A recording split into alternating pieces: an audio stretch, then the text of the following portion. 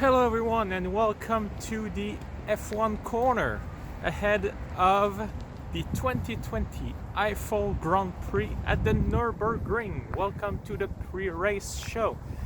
It is freaking cold out here, 8 degrees right now in Montreal, and this is pretty much similar to the weather we will have this weekend in Germany. That's one of our hot topic of the day, figure of speech obviously. And among other topics, we will talk about Williams and their plans for the future. We're getting more and more clues about what they want to do. We'll come back up also on the big news that Honda is leaving Formula One at the end of 2021. Looking at the driver market for next year, still plenty of seats available, who is going where, and especially considering that two drivers are making their debut in Formula One in FP1 tomorrow on Friday. So before we get into all of that, please hit the like button and subscribe to this channel. Thank you. And if you're already subscribed, I really appreciate it. So let's start with the race itself. We are going to the Nurburgring, the Eifel Grand Prix, named after the region where it is held. We have not raced at the Nurburgring since 2013, a race that was won by Sebastian Vettel with Red Bull. And out of the 20 drivers on the grid at the moment, 4 were at that race and they finished in the top 5. Obviously, Sebastian Vettel, Romain Grosjean, currently with Haas, finished 3rd for Lotus in 2013. Lewis Hamilton was also there, and Kimi Raikkonen. What can we expect for this weekend? Well, as I mentioned earlier, some very cold and even wet weather, similar to what I have here in Montreal. 8 degrees on Sunday, potentially some rain, and we will get pretty close to the coldest Grand Prix ever, which was ran in 1978 here in Montreal, 5 degrees for the Canadian Grand Prix.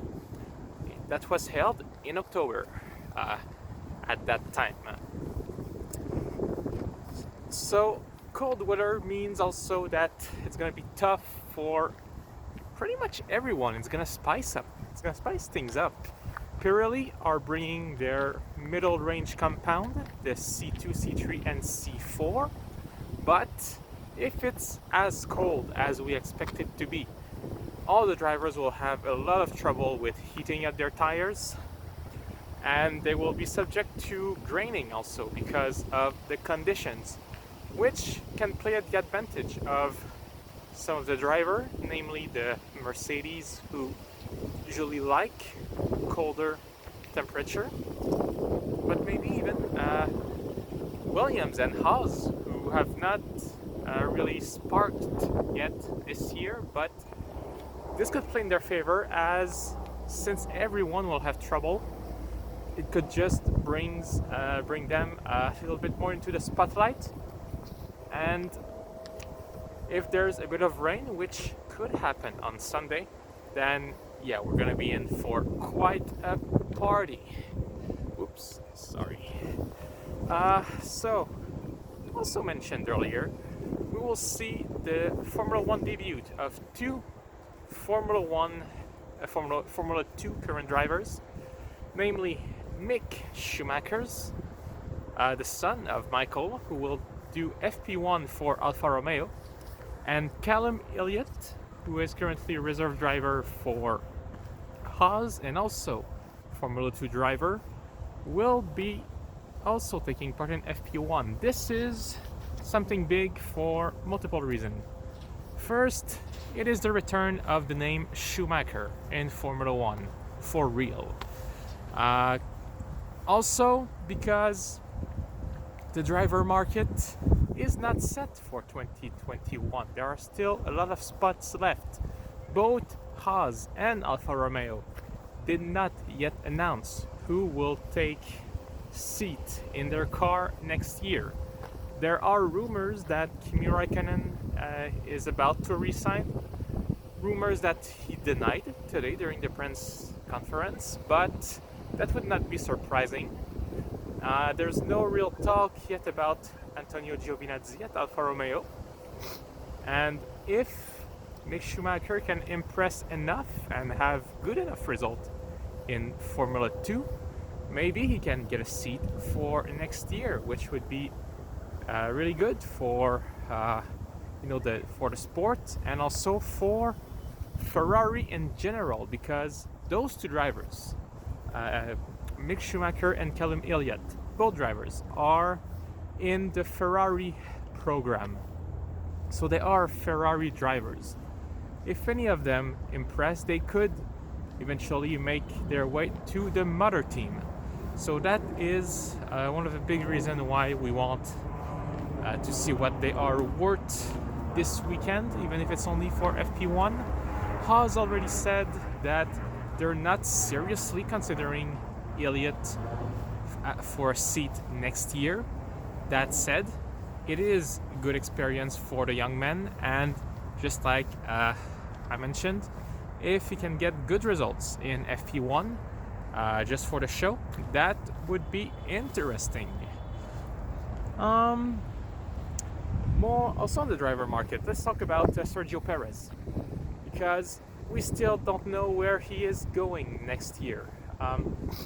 He got asked during press conference if maybe there were talks with Red Bull. He got bombarded with questions about his future, to which he just smiled and replied that he doesn't know yet. All doors are still open for Sergio.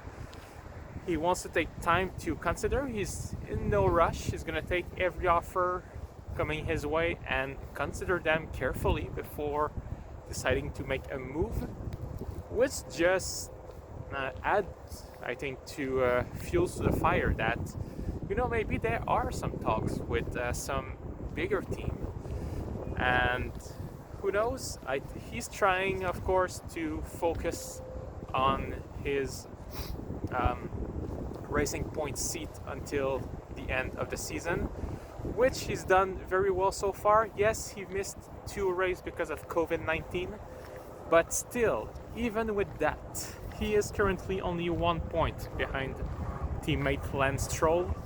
And if all goes well, because he will be getting those car upgrades finally this weekend, might once again come back in front. And just a quick note, I think, I talk about how the weather this weekend could spice things up. Let's just take a quick look at the Constructors and Drivers Championship before continuing on more news. Currently sitting in 3rd place in the constructor, not in the 3rd place, in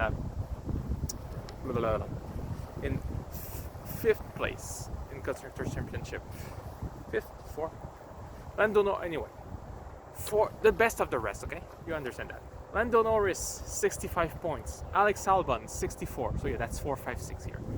Daniel Ricciardo, 63 points. Those 3 drivers are at each other's throat at every race, and it is really spicing things up. Not far behind, like I said, the Racing Point. They are looking to climb back up. Lance Stroll, 57, Perez, 56. There are less than 10 points separating those 5 drivers. Anything could happen by the end of the season. It is very, very nice to see. Same for the Constructors' Championship. Currently sitting in 3rd, McLaren with 106, Racing Point with 104, and Renault at 99 points. And Renault, we've seen in the last few races, they have really unlocked some potentials in their car. And if they can just keep going there, they could be fighting for 3rd this year. And Ricciardo admitted already that it feels a kind of bittersweet to know he's going at McLaren, seeing how Renault have made some progress this year, but he's not regretting it. I mean, we are seeing McLaren in a very good position, even though Renault is also fighting with them. And don't forget that next year McLaren will be running a Mercedes engine, which can only be good for them. So let's get back to our news. I think we should talk about what else? What do we have here? Oh yeah, I mentioned Sergio that missed 2 races because of COVID. Well, one of the Mercedes team member was tested positive on COVID-19 this week. They are all following the protocols set up by Formula One and the FIA. At the moment, nobody is in jeopardy. Mercedes should take part in that race. Everyone that got in contact with the employee that was not mentioned are in quarantine and will undergo further testing. But no worries, we just wish the team and the man in question to get better soon, because even though I think some of us wish Mercedes would slow down and fight more with the rest of the pack, we don't wish any one of them to be and to stay sick. Let's come back quickly on Red Bull and Honda leaving. Max Verstappen and Alex Albon obviously were both asked what this means to them, and none of them were really worried. Verstappen saying that they know that for this year they're gonna still be fighting, and it's no use thinking on the long term too much. According to Chris Horner, neither driver has a Honda quitting clause in their contract, so Max Verstappen could not leave the team because of that. Same for Albon, but it does not mean it's a bad thing necessarily. Verstappen is staying positive and thinks that depending on what happens, yeah, they could still be fighting. I mean, they had success with a Renault engine in the past. Maybe they can get a Ferrari or a Mercedes engine for 2022. Who knows? But if you want to find out more about that, I did a whole segment, like a 10-minute long, in a video earlier this week. Just follow the link in the description to see everything I had to say about the Honda issue leaving Formula One. And our last topic of the day, one that is also very relevant for 2022 and the long term. Let's talk about Williams. Williams were sold recently to Dorilton Capital. We know about that, everyone. And more clues about what will be their plans are coming out. Currently, Simon Roberts is the acting team principal. He was already team manager.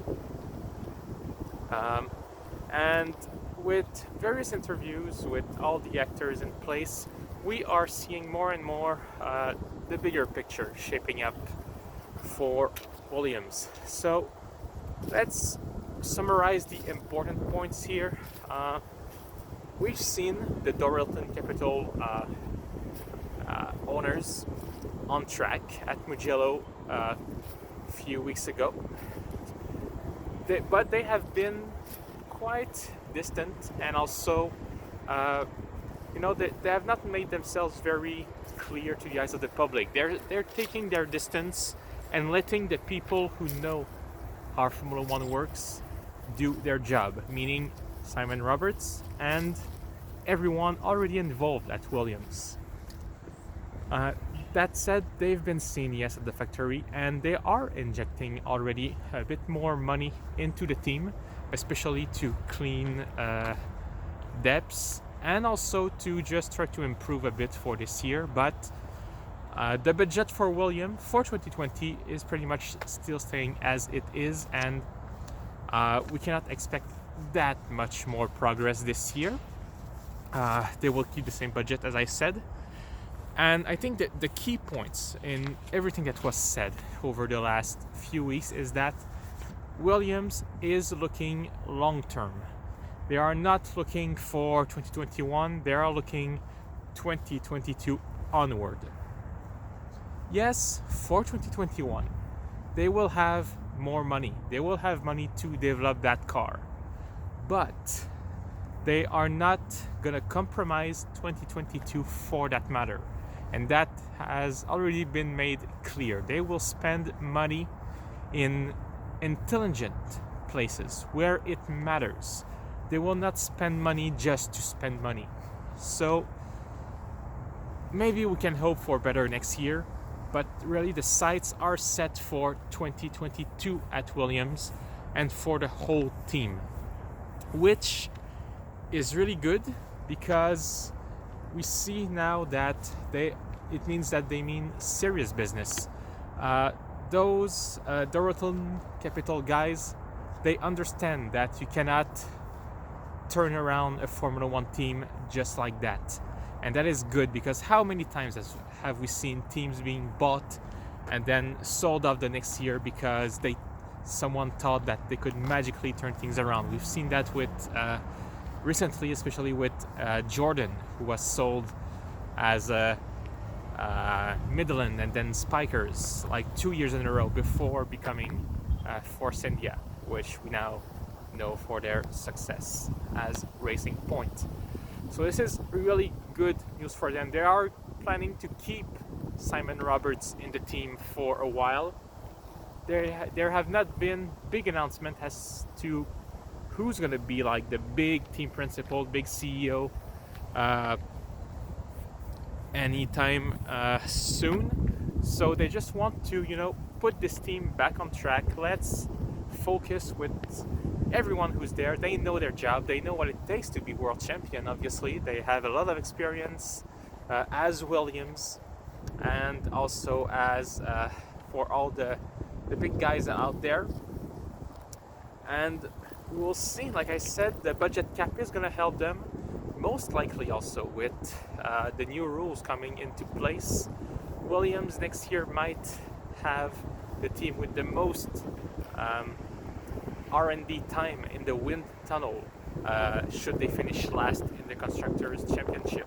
Obviously, they will not want to finish last this year. They will still try to fight for points because it is more money in the bank, more budget. But even if they finish 9th or 8th, they're gonna get a lot more R&D time than most of the big teams, which will help them. And it's not being said clearly, but Doralton Capital seems to plan to match the budget cap for their newly owned teams so that they have the maximum amount of money available to develop the cars. All in all, I think it is good news for Williams. Futures is looking brighter for them, and I have no doubts that they can make it back to the top to get back the glory that they once had and that they deserve. That's it, everyone. I thank you for watching. Please hit the like button and subscribe. I am going home because this is freezing, and this is the kind of temperature that they will have this weekend in Germany. I will see you again tomorrow after the practice sessions of the 2020 Eifel Grand Prix from the Nurburgring in Germany. And me from Montreal, Canada, I wish you a good day.